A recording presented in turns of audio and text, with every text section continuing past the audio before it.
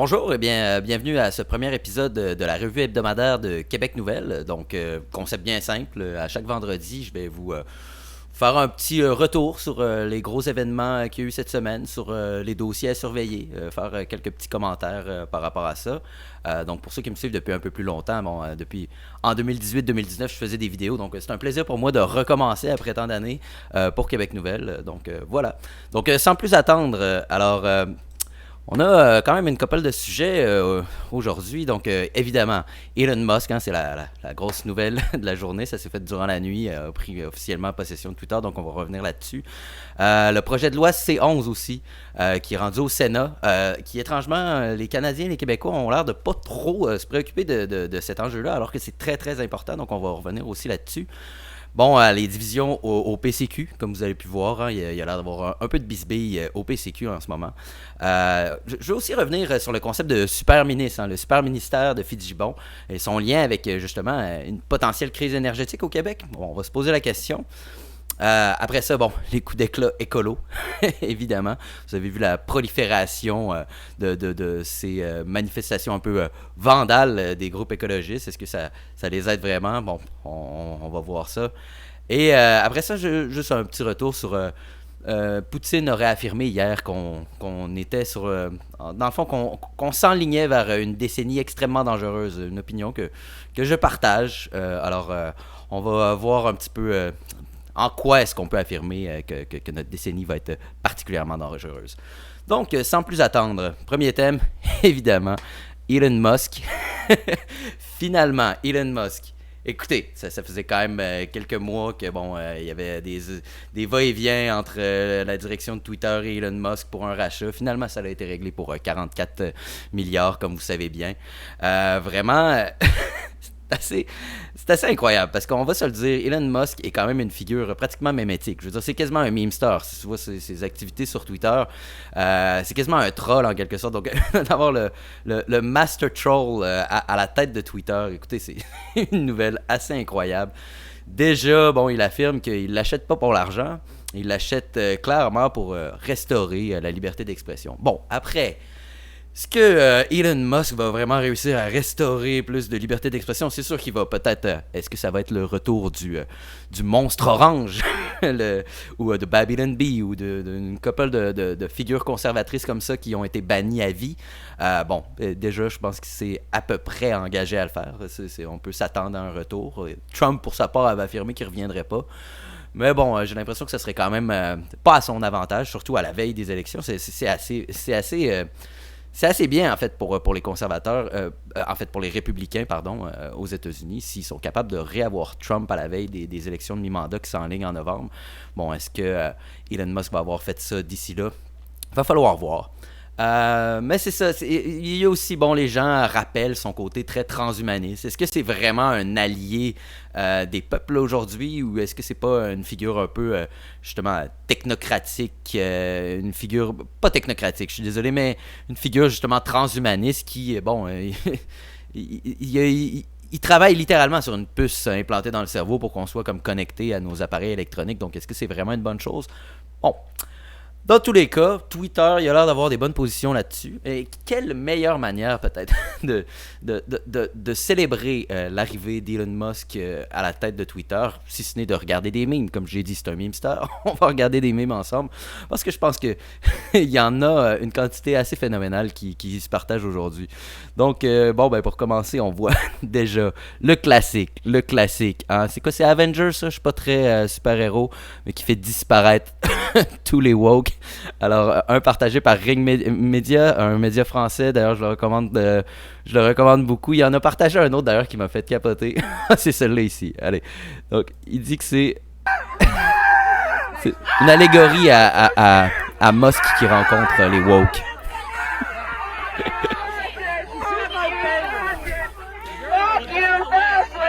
J'avais jamais vu ce vidéo. Je sais pas c'est qui, peut-être que quelqu'un peut l'écrire en commentaire, mais j'aime bien. J'aime bien sa réaction. Je pense que c'est la réaction à avoir face à des woke, s'abaisser à leur niveau. Bien bonne chose. Ça fait du sens, Sinon, Celle-là, je l'ai bien aimé. Donc, pour ceux qui ne savent pas, c'est qu'en fait, hier dans la nuit, il a renvoyé à peu près tous les dirigeants de Twitter. Donc, ça, c'est Parag Agrawal, qui était le CEO de Twitter. Donc, il s'est envoyé un bon coup derrière. Parmi les autres qui ont été renvoyés, il y a Vijaya Gad, qui serait justement celle qui est responsable des bannissements. Donc, c'est elle qui s'occupait un peu de la gestion de la communauté ou de la modération, en quelque sorte. Donc, en fait, toutes les têtes dirigeantes là, sont parties, même que là, je viens d'apprendre là, qu'il semblerait que les employés de Tesla seraient en train de revoir, dans le fond, comment ça fonctionne avec les ingénieurs de Twitter pour on est en train de se demander s'il va renvoyer toute l'équipe au complet pour la remplacer par les siens. Ou bon, je présume que non, mais en tout cas, un bon ménage qui est en train d'être effectué chez Twitter, ça c'est sûr et certain. Bon, comme dit Mary Oaks, ouais, il y a trop de bons memes aujourd'hui pour pouvoir toutes les partager. Donc, ouais, bon, ça c'était quelques petits memes. Ah, il y avait celle-là aussi. Qui était pas pire. Ouais, donc Elon Musk, si vous avez pas vu la scène, qui était rentré littéralement avec un lavabo dans la réception de Twitter. Bon, c'est un petit peu drôle comme genre de coup d'éclat, mais c'est en lien avec l'expression en anglais "let that sink in", en voulant dire comment qu'on pourrait traduire ça. Let that sink in, juste tu sais voir assimiler le fait qu'Elon Musk est finalement le boss de Twitter. Donc, grosse nouvelle, hâte de voir exactement comment il va utiliser ce nouveau pouvoir-là. Donc, voilà, je pense que ça fait pas mal le tour pour Elon Musk. Ah, mais en fait, non. On a justement Canada Proud, déjà après une journée, a réussi à interpeller Elon Musk, justement sur mon prochain sujet, sur le projet de loi C11, qui est un projet de loi pour légiférer Internet au Canada. Donc, très intéressant, on espère qu'il va justement peut-être agir en ce sens-là, peut-être essayer de créer une mobilisation contre ce projet de loi-là. Donc, parce qu'évidemment, si Elon Musk s'affirme pour la liberté d'expression sur le web, ben, c'est sûr que le projet de loi C11, que si vous ne le connaissez pas, je vais vous l'expliquer dans quelques instants, très très inquiétant. Donc, c'est sûr que dans la vision d'Elon Musk, je pense que le projet de loi C11 serait pas mal opposé à sa vision. Donc, bonne chose si on est capable d'aller le motiver à se prononcer sur la situation. Donc, ouais, comme, sans plus attendre, comme je disais, alors, le projet de loi C11 au Sénat. Donc, comme je disais, c'est assez spécial que les Québécois et les Canadiens ne soient pas plus préoccupés par ça. J'ai pas vu beaucoup de mobilisation ou pas beaucoup de monde semble en parler. Mais au bout du compte, juste pour faire une histoire courte, le projet de loi C11 est assez dramatique par rapport au climat sur Internet, par rapport à l'Internet canadien. Essentiellement, c'est que le gouvernement Trudeau veut subordonner les entreprises web comme Google, comme Facebook, comme Twitter, à peu près toutes les grandes plateformes, veut les subordonner au CRTC. Donc, si vous connaissez un peu le CRTC, dans le fond, c'est eux qui réglementent le milieu des médias, donc la radio, les médias télévisés. Donc, c'est ce qui fait en sorte aussi qu'il peut y avoir des cas de censure. On se rappelle que le CRTC, c'était eux qui avaient essayé de censurer ou de faire fermer la station Radio X il y a des années. Je ne me rappelle pas c'était quand, c'était en 2006, autour de ça, début des années 2000, si je ne m'abuse. Et le CRTC, ben c'est ça, est un organisme gouvernemental qui réglemente. Maintenant, si on applique la chose à Internet, je veux dire, l'idéal d'Internet, c'est le World Wide Web. Donc, le fait de vouloir réglementer d'une manière nationale l'Internet, qui est censé être un concept international, il y a de quoi d'assez troublant là-dedans. Au bout du compte, ça va faire en sorte que les algorithmes de YouTube et de Facebook vont être alignés sur des algorithmes décidés, en quelque sorte, un peu par le Canada. Donc, peut-être vous proposer plus de contenu canadien, même si vous en avez absolument rien à foutre. Donc, au bout du compte, vraiment une loi qui va venir s'ingérer dans vos algorithmes à vous, dans vos contenus. Il va vous faire voir des fois des choses que ça ne vous tente pas de voir. Et c'est ça, vous perdez en quelque sorte une certaine forme d'indépendance sur Internet et ça crée un Internet canadien.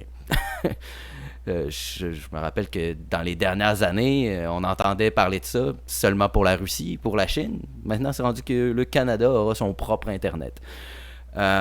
Évidemment, Pour ceux qui s'y connaissent un peu, c'est sûr qu'on peut tous s'acheter des VPN. D'un, bon, c'est des coûts supplémentaires, mais en même temps aussi, il y a une bonne partie de la population qui n'aura pas accès à VPN, tout simplement parce qu'ils ne savent pas c'est quoi. Donc, vraiment assez troublant. D'autant plus que C11, là, je parle de C11, qui lui a passé à la Chambre des communes, et maintenant est au Sénat. Semblerait que le Sénat l'ont pas encore approuvé. Il semblerait que ça va rester un petit peu plus longtemps. Là. D'ailleurs, il y a une pétition de Canada Proud qui venait d'interpeller Elon Musk de Twitter. Il y a une pétition qui circule, je la mettrai en commentaire sous la vidéo. Si vous voulez aller signer ça, il est encore temps, le Sénat est encore en train de travailler là-dessus et vraiment, c'est assez dramatique ce que cette loi-là peut faire sur Internet. D'ailleurs, Google, YouTube, même Facebook se sont toutes prononcées. Même Google a investi des publicités. Ça fait des semaines qu'ils passent des publicités contre ça. Donc, de voir que Google et Facebook, bon, c'est des censeurs. Hein. Les grandes plateformes sont pas non plus... c'est pas des enfants de cœur, mais de voir qu'eux-mêmes sont préoccupés par rapport à la liberté d'expression, alors qu'eux-mêmes, souvent, ils sont plutôt censeurs. Ouais, ça vaut la peine de surveiller ce qui se passe avec ça. D'autant plus que, comme j'allais dire, C11 est accompagné de la loi C18 aussi. C18 qui est en lien avec, disons, la monétisation des contenus sur le web. Donc, qui veut forcer les entreprises web à payer littéralement les médias canadiens. Mais, c'est là la twist, c'est que les médias canadiens reconnus justement par un organisme gouvernemental qui a été mis en place. Donc, essentiellement, ça va faire en sorte que les grands médias mainstream canadiens vont recevoir de l'argent sur Internet, vont être privilégiés en termes de monétisation sur le web, et ça va se faire aux dépens des petits créateurs, des petits médias qui, eux, n'auront pas été officiellement ajoutés sur la liste gouvernementale. Donc, je ne sais pas si vous voyez ce qui se passe là. On est littéralement en train de créer un Internet canadien qui est isolé, ou en tout cas qui procède avec qui a des procédés algorithmiques différents du reste du monde, et qui en plus a une manière de monétiser différemment, qui donne une priorité aux grands médias mainstream. Et bon, dans les dernières années, on voit bien en quoi les médias mainstream ont été critiqués à plusieurs reprises. Est-ce que c'est vraiment une assurance de neutralité de l'information, les médias mainstream? On peut franchement en douter. D'autant plus lorsque le gouvernement s'assure que vous êtes grassement payé. Au bout du compte, ça fait en sorte que c'est pas nécessairement le consommateur qui choisit, mais c'est des fonds, des technocrates qui vont choisir. Donc, à surveiller, C11, C18. Vraiment, il faudrait que le monde se mobilise plus contre ça. Il est minuit moyenne, là. C'est au Sénat. Il est encore le temps de faire des pressions, mais il faudrait vraiment que le monde se réveille là-dessus. Donc, voilà pour ça. Donc, sinon, notre troisième thème, oui, bon, la bisbille au PCQ. Bon, est-ce que c'était prévisible? Je sais pas si je peux dire si c'était prévisible, mais dans tous les cas, déjà à partir de la campagne, il y a beaucoup de gens qui étaient préoccupés, ou en tout cas qui étaient même opposés à la position, pas nécessairement anti-identité, mais en tout cas du fait de ne pas vouloir aborder les sujets identitaires. Donc j'ai écrit un peu à ce sujet dans les dernières semaines. Bon, alors je peux comprendre qu'il y a une certaine logique à laisser les gros partis se chamailler. Donc laisser QS traiter tout le monde de raciste, laisser le PQ dans sa position inconfortable d'équilibrisme entre je suis de gauche, mais on est identitaire et contre l'immigration, de laisser la CAQ dans sa posture d'union nationale, de nouveau parti identitaire. Donc je comprends que c'est une posture surprenante, mais d'aller essayer de courtiser des électorats qui votaient habituellement pour un parti libéral qui semblait moribond. Donc on se disait, bon, si le Parti libéral est pour tomber, aussi bien aller chercher cet électorat-là.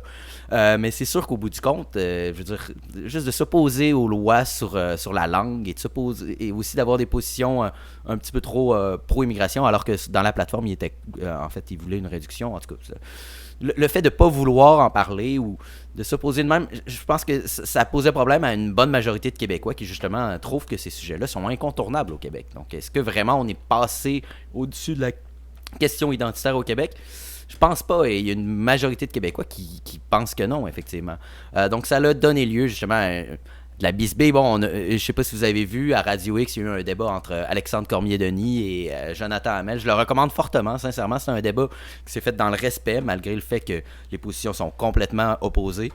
Donc, un excellent débat pour comprendre justement un petit peu ce débat-là, qu'est-ce qui se passe au Parti conservateur. Évidemment, il y a tout aussi une espèce de drama là, par rapport à Jonathan Hamel et Cavaliere.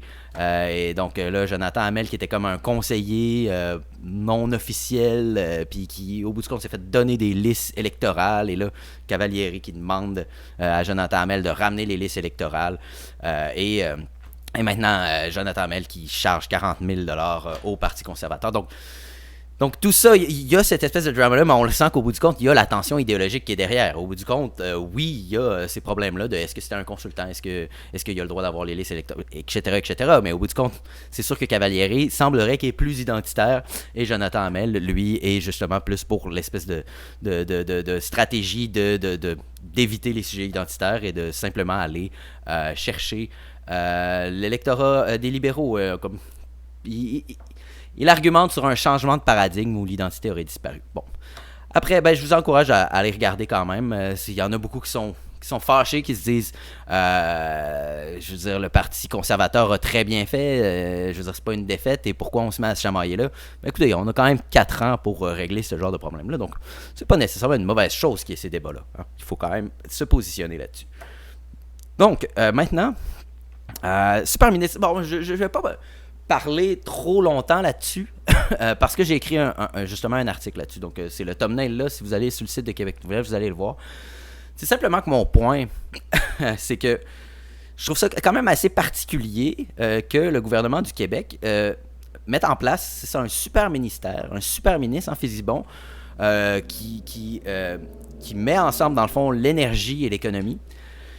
Au même moment où il y a une crise énergétique en Europe et où il y a une pression montante de réouvrir, dans le fond, la porte aux hydrocarbures, au gaz, etc. Alors, ma question, en quelque sorte, c'est plus une question qu'une réflexion au bout du compte. Ma question, c'est, est-ce que c'est pas une mesure faite dans l'urgence? Est-ce que le fait de mettre un super ministère n'est pas une admission qu'on a peut-être un petit peu trop attendu? Parce qu'on a appris à la fin du mois d'août que, dans le fond, on allait manquer d'électricité en 2027. Et on a tous ces projets de transition énergétique, on est tous en train de miser sur l'électricité en termes de transport, en termes de chauffage des bâtiments publics. Donc, avec toute cette transition énergétique-là, on va se ramasser à ne plus avoir d'électricité, plus assez en tout cas, en 2027. Donc là, on nous dit qu'il faudrait construire l'équivalent de la moitié d'Hydro-Québec actuel. Et là, on nous prévoit ça pour 2050, mais on nous dit que c'est en 2027 qu'on va en manquer. Est-ce qu'il n'y a pas derrière tout ça un espèce de sentiment de panique au sein du gouvernement de justement dire, bon là, il nous faut un ministère qui a vraiment des outils pour agir d'une manière assez radicale dans le domaine. Parce que, dans le fond, mon article, justement, c'est ce que je disais. Je disais, est-ce que les Québécois se magasinent une crise énergétique? Parce qu'on voit bien que l'Europe a fait une transition énergétique dans les dernières années. Et bien, c'est ce que ça donnait. Bon, vous me direz, il y a la crise en Ukraine et la dépendance à la Russie, mais justement, c'est parce que tous les autres projets pour alimenter l'Europe différemment, tous ces projets-là ont été bloqués. Donc, au bout du compte, c'est pour ça que l'Europe est dépendante actuellement de la Russie. Donc, il y a beaucoup de monde qui disent, même si on aurait nos projets de gaz, que même si on les mettait de l'avant, le gaz y arriverait dans quelques années. Donc, l'Europe ne pourrait pas en profiter. Mais justement, c'est qu'il faut les commencer à un moment donné, les projets, pour que quelqu'un puisse en bénéficier. C'est parce qu'on a bloqué les projets durant des années qu'aujourd'hui, c'est pas disponible. Donc, c'est un petit peu ma réflexion par rapport à l'énergie. Est-ce que le Québec s'enligne vers une crise énergétique? Donc, je trouve que la question se pose et je pense qu'il va falloir vérifier ça dans quelques années. Donc, le point de mon article aussi, c'est de dire que les Québécois sont très assurés par rapport à leur hydroélectricité. Tu leur parles d'énergie, ils disent, bon, nous, on a nos barrages, on est bien. Mais justement, on vient de réaliser que les années 2020 vont peut-être signer la fin de cette prospérité énergétique québécoise-là. Donc, sujet à surveiller dans les prochaines années, une prochaine décennie, évidemment. Maintenant, la prolifération. Bon, justement, parlant d'écologie, la prolifération de ces écolos qui croient que c'est une bonne idée de s'attaquer au patrimoine mondial de l'humanité. Vous savez, les musées, c'est tout de même, c'est pratiquement sacré pour la civilisation. On parle là des plus grandes œuvres, des plus grands artefacts, vraiment, si tu veux toucher à ce que les gens considèrent comme sacré, hein, c'est comme intouchable, mais c'est vraiment la meilleure manière. Bon, après, leur concept, c'est justement ça. C'est de dire, vous vous préoccupez plus des trésors de l'humanité que de l'environnement. D'un, c'est un faux dilemme. Là. C'est pas vrai qu'on se préoccupe plus de ça que de l'environnement. De deux, je veux bien sauver l'environnement, mais est-ce que ça veut dire qu'il faut qu'on détruise ou qu'on altère ou qu'on vandalise nos œuvres, ce qui nous rend le plus fiers en tant que civilisation? Je veux dire, vous pouvez être déçu de la civilisation de son point de vue industriel, de son modèle de développement urbain, mais je pense pas que ce soit l'art et l'histoire qui soit en problème ici. Et je pense que ce genre d'action-là, je veux dire, ça décrédibilise leur cause et ça fait en sorte que les gens vont devenir moins écologistes. Au bout du compte, à terme, c'est ça. Les gens vont tellement devenir écœurés de ces conneries-là qu'ils vont devenir moins écologistes. D'autant plus que quand tu regardes ça, personnellement, ce qui me dérange le plus, c'est le fait que j'y vois une certaine forme d'égocentrisme. Je trouve ça tellement égocentrique de leur part. Ce que je vois, c'est des jeunes qui veulent leur minute de gloire. Et des jeunes qui doivent sortir, je sais pas, des départements d'art, arts et lettres ou whatever. Et qui veulent avoir leur minute de gloire et qui instrumentalisent un débat qui est quand même important. Tout le monde le reconnaît, c'est très important comme débat. Qui instrumentalise ça pour justement se remonter et avoir une portée internationale. Donc si je regarde justement la petite fille qu'il y a là, j'ai pas l'impression de voir une héroïne du changement climatique. J'ai l'impression de voir une petite ingrate. Une petite ingrate et une petite qui aspire à la gloire, qui sacre une canne de tomates dessus. Et aussi, on va se le dire, il y a un côté très Andy Warhol. Hein. Il y a un côté un petit peu prétentieux aussi à la chose, je trouve, derrière ça. Donc, ouais, est-ce que c'est plus de l'art de performance ou c'est vraiment une action de militantisme? Donc, juste peut-être faire un retour là, sur justement tous ces cas-là. Donc là, le plus récent, c'était lui, bon, avec la jeune fille à la perle, je pense, le nom du tableau. Donc bon, vous avez dû le voir passer, évidemment. Ce qui est drôle, c'est qu'il se fout la canne de tomate sur lui-même. Bon, je comprends pas. Changement de stratégie, peut-être c'est pour moins choquer les gens, je présume. Sinon, bon, encore Elon Musk. Ah ben, parlant de Warhol, ça serait une bonne réplique. Ça serait une très bonne réplique. J'aimerais voir ça. Sérieusement, si les militants peuvent aller s'attaquer aux œuvres de Warhol, hein, à cet art moderne qui tarde encore... Bon, qui tarde, attends. Les gens reconnaissent, disons, les vertus de l'art moderne, mais tout de même, ce serait quand même assez drôle de voir une réplique contre les œuvres de Warhol plutôt que contre la culture classique. Sinon, il y avait eux autres aussi en Allemagne, contre, ça c'était un Monet. Ouais. Donc, encore une fois, et c'est drôle, hein, c'est leur manie de se coller les mains. Ça, je dois admettre, je comprends pas. Moi, je me pointerais, je prognerais leurs mains, puis je veux dire, c'est quoi, c'est de la crazy... Est-ce que ça ferait vraiment mal? Je pense que ça arracherait juste le carton sur le J-Proc, right? Je comprends pas exactement le concept de la main. En plus, c'est assez... c'est pas mal tout le temps, il se colle tout le temps la main. Ah, il y a eu aussi le roi Charles. Statue de cire entartée, ça, j'ai l'impression que c'est plus dommageable qu'une peinture, qu'une vitre, disons. Encore, t'as pas eu. Sinon, on a... Ah, ben ça, c'est que j'ai réalisé, en fait, en cherchant que... Bon, il y avait déjà des actions comme ça. Ça, c'était en 2018. Transport de gaz. Ah oui. Pollution de la terre, de l'air et de l'eau. Exploitation et transport de gaz. Et oui, il devrait s'inspirer d'eux autres, hein, juste à aller s'écraser comme des larves dans le musée, déjà ça comble là. Puis faire des petits poèmes comme ça, des petits poèmes. Même si c'est avec gravité qu'ils le font, il y a toujours quelque chose d'un petit peu drôle, je trouve, par rapport à ça. Ça, ouais, ça, j'avais pas remarqué. Ça, c'est en juillet. En juillet, donc ça fait quand même un petit bout qu'il y a cette tendance-là, dès juillet, où ils commençaient déjà à avoir ces actions-là. Donc là, eux, carrément avec la main. Ah, ben, gars, tu vois. Gars, c'est ça colle même pas. Ça colle même pas, littéralement. Ça colle pas. Ils se font traîner comme des larves. Donc, c'est ça. Encore une main. Eux autres aussi, ça c'était en août. Donc, l'affaire du collage des mains, ça semble être une tendance écologiste. Si vous êtes écologiste et vous êtes pas encore collé la main à quelque part, je vous conseillerais de suivre la tendance. C'est la tendance de 2022. Et d'ailleurs, ça me fait rire parce que il y a, je sais pas si vous connaissez l'humoriste Ryan Long. Attends, il faut que je vous montre ça. Parce que justement, il a fait un sketch par rapport à ça. Attendez un peu. Qui est assez hilarant. My name is Ryan Long, and I'm here at the North Carolina State Fair, where I've crazy glued my hands to this pole. My demands include no more use of oil or televisions. Doing a protest. Hey, how's it going? Just doing a protest. Probably any second now, the press will arrive. Do you mind telling, like, the festival organizers that I crazy glued my hands to this? Do have to be honest, kind of thought this would cause a little bit more commotion. I'm doing like a protest. I don't want them to use oil anymore. Kind of do have to piss. Donc, en tout cas, je vous conseille d'aller le voir. Là. Je vais pas vous montrer tout le clip, mais c'est assez hilarant. Bon, le monde, ils comprennent pas exactement qu'est-ce qu'il fait là. Justement, c'est ça le point. Se coller les mains à quelque part, c'est pas la chose la plus révolutionnaire que j'ai vue dans ma vie. Donc, c'est assez hilarant. Vous irez voir. Ryan Long a des vidéos vraiment très très bon. Donc ça, c'était ça. Maintenant, je pense qu'on est prêt peut-être à passer à notre... 6e thème, oui, donc c'est ça, pour conclure, très vite. Donc c'est ça, Poutine a affirmé hier que nous commencions, nous nous enlignons vers une des décennies les plus dangereuses de notre époque. Et je suis plutôt d'accord. Après, je suis pas de ceux qui pensent qu'il va utiliser une bombe atomique dans les prochains temps. Je suis pas de ceux non plus qui pensent qu'il va y avoir une 3e guerre mondiale au sujet de l'Ukraine. Bon. Vous n'aurez pas à avoir des débordements, certes. C'est pas nécessairement ça que je trouve extrêmement dangereux, autant que le fait que, clairement, le monde unipolaire, ça, on le sait que c'est fini.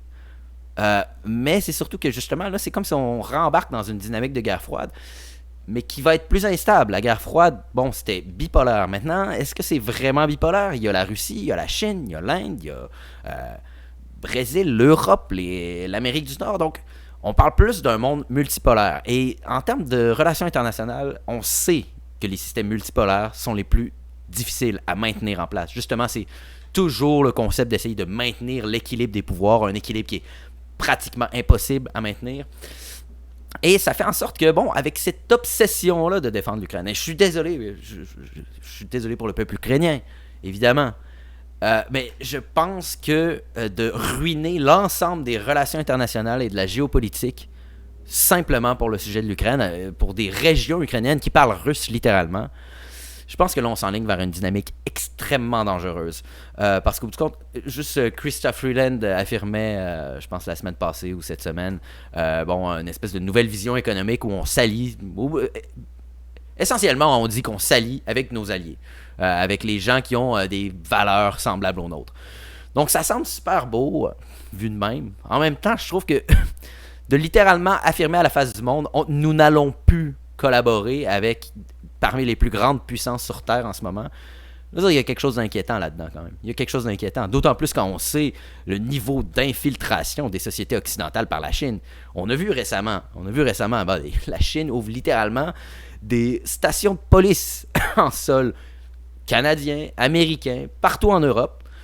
Ils appellent ça des centres de service, mais au bout du compte, on le sait très bien que le but de ça, c'est d'aller faire de la pression et de l'intimidation contre des ressortissants chinois qui se sont exilés dans nos pays pour profiter de nos libertés, mais c'est pour aller les harceler sur notre sol pour les ramener en Chine et les juger par le Parti communiste chinois. Donc on a ça. On a vu en début de semaine, le département de la justice américain a annoncé qu'ils ont mis sous arrêt quelques espions chinois, qui sont accusés d'avoir essayé de voler des documents confidentiels aux plus hauts échelons de l'État. Donc une grosse activité d'espionnage. Donc, je me rappelle quand j'étais plus jeune, quand j'étais plus jeune, quand j'étais à l'université, j'ai commencé l'université peut-être en 2012. C'était très connu, ça, que la Chine était très infiltrée. Mais à l'époque, on disait, elle fait du soft power. Donc, elle était infiltrée, elle mettait en place des programmes scolaires, des espèces d'écoles pour promouvoir la culture chinoise, etc. Elle était moins, moins prédatrice d'un point de vue géopolitique ou international, mais on sentait tout de même qu'elle implantait, elle plaçait ses pions peu à peu. Et là, dans les dernières années, on l'a vu littéralement, la Chine est en train de révéler ses vraies couleurs. Et non seulement ça, Xi Jinping, je ne sais pas si vous avez vu la scène, je pense qu'il faut que j'essaie de trouver ça. Je ne l'avais pas préparé, mais il faut que j'essaie de trouver ça parce que c'était assez incroyable. Xi Jinping qui a fait éjecter l'ancien président chinois, Jintao, en plein congrès communiste, qu'ils font se lever, et Xi Jinping qui reste impassible. Donc ils éjectent un ancien président à la face du monde. Et ce congrès-là, du Parti communiste, c'est quinquennal, donc c'est à chaque 5 ans. Littéralement, tu vois que Xi Jinping est en train de se monter une posture de Mao Zedong. Littéralement, il est en train de raffermir son pouvoir sur le parti et la Chine renoue d'une manière beaucoup plus affirmée avec ses logiques communistes au bout du compte. Donc on a ça. Maintenant, quand on regarde la photo juste ici, on voit que Xi Jinping, par rapport à Poutine est puissant. La Russie est puissante. Et c'est sûr que la Chine est une déviation normale de son flux gazier vers la Chine. Ça, c'est tout à fait normal. Donc, au bout du compte, la Russie, elle part pas tant que ça avec l'Europe. Elle peut, de toute façon, acheminer son gaz par là. Mais on sait que la Russie n'est pas aussi puissante que la Chine et est un peu en position de faiblesse. Et au bout du compte, c'est un petit peu de la charité qu'elle demande à la Chine en ce moment. De « Hey, achetez mon gaz, s'il vous plaît, pour me sauver de là. » Donc la Chine est en train de raffermir aussi son pouvoir sur cette espèce de forme d'alliance eurasiatique. Il y a le fait aussi que la Chine travaille depuis longtemps sur la deuxième route de la soie, la nouvelle route de la soie. Donc, des régions qui étaient tout à fait dévitalisées depuis de nombreuses décennies, particulièrement depuis la chute de l'URSS, vont très prochainement devenir pour les investisseurs, vont très probablement devenir des zones extrêmement actives d'un point de vue commercial. Donc, je pense ici à toute l'Asie centrale, que ce soit Ouzbékistan, Turkménistan, Kazakhstan, etc. C'est tous les pays qui sont entre la Chine et la Russie. Et donc, ça va créer un hub commercial sans précédent. Donc, il y a beaucoup de rails de chemin de fer qui sont en train de se construire. Donc, pour revenir à ça, on est en train de créer deux entités géopolitiques. Un bloc eurasiatique, une espèce de monde libre qui ne sait plus exactement s'il est un monde libre, qui n'est plus vraiment uni non plus, qui ne sait plus vraiment exactement c'est quoi un homme et une femme. Je pense que Poutine a raison. On s'enligne vers une décennie qui va être particulièrement dangereuse. Donc, je pense que ça faisait le tour. Donc, voilà pour cette première revue de l'actualité de Québec Nouvelle. Comme je vous dis, ça va se dérouler à chaque vendredi comme ça. S'il y a des sujets que vous voudriez que je parle, vous pouvez commenter en dessous du vidéo pour la semaine prochaine. S'il y en a que vous auriez voulu aussi que je traite cette semaine, vous m'en ferez part. Donc voilà, c'était un plaisir. Alors on se revoit la semaine prochaine.